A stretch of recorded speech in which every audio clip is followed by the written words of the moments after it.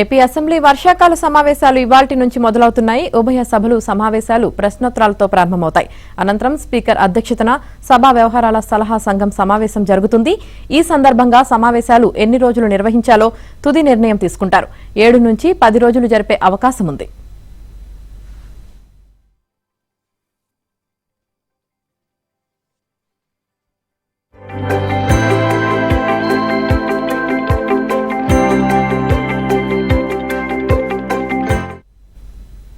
ఈ ఏడాది ఫిబ్రవరిలో నిర్వహించిన అసెంబ్లీ బడ్జెట్ సమావేశాలు 15 రోజులు జరిగాయి.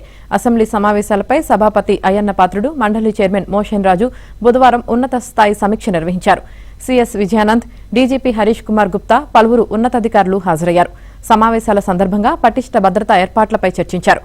సభ్యులకు ఎలాంటి ఇబ్బంది లేకుండా చూడాలని స్పీకర్ అధికారులను ఆదేశించారు. ప్రశ్నోత్తరాల్లో సభ్యులకు సమాధానాలు సకాలంలో చేరాలని స్పష్టం చేశారు.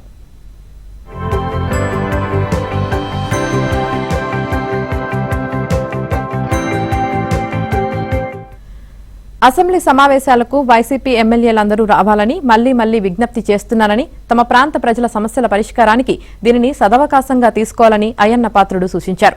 అయ్యన్న పాత్రుడుగా తనకు గౌరవం ఇవ్వాలని కోరడం లేదని, సభాపతి స్థానానికి గౌరవం ఇవ్వాల్సిన బాధ్యత వైసీపీ ఎమ్మెల్యేలపై ఉందన్నారు. సభకు వస్తే ప్రజా సమస్యలు చర్చించేందుకు అందరికీ అవకాశం కల్పిస్తామని చెప్పారు.